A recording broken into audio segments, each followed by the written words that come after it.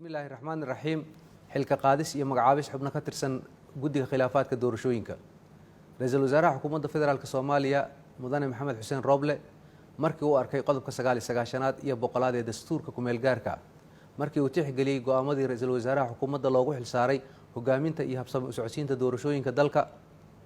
markii uu xaqiiqsaday in xubno kamid ah guddiga xalinta khilaafaadka ay lumiyeen madax bannaanidii guddinimo iyaga oo ku milmay siyaasadda isla markaana baal maray xeer anshaxa doorashada markii ay u caddaatay in guddiga xalinta khilaafaadka uu qatar ay ugu jiraan in ay lumiyaan kalsoonidii shacabka Soomaaliyeed iyo daneeyaasha doorashooyinka ay ku qabeen in si cadaalad ay u garsooraan cabashooyinka doorashooyinka la xiriira markii uu xaqiiqsaday in xubnaha magacyadoodu ay hoos ku qoran yihiin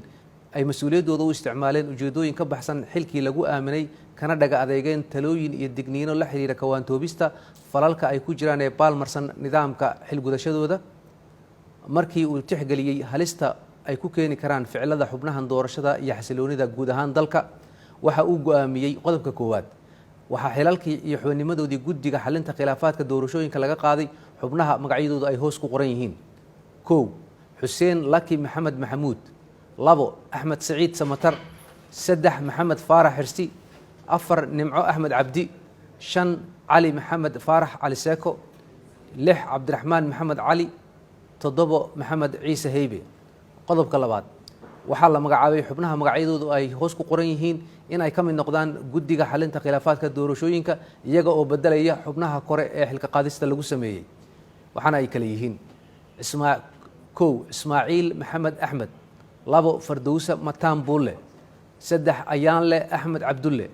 4 Bashiir Axmed Yuusuf 5 Xasan Axmed Dhicisow 6 Axmed Barre Maxamed 7 Maxamed Cawil Warsame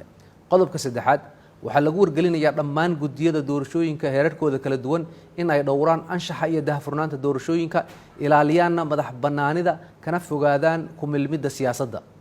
qodobka afraad xeerkan waxa uu dhaqangalayaa marka uu saxiixo ra-iisul wasaaraha xukuumadda federaalk Soomaaliya waana uu saxiixay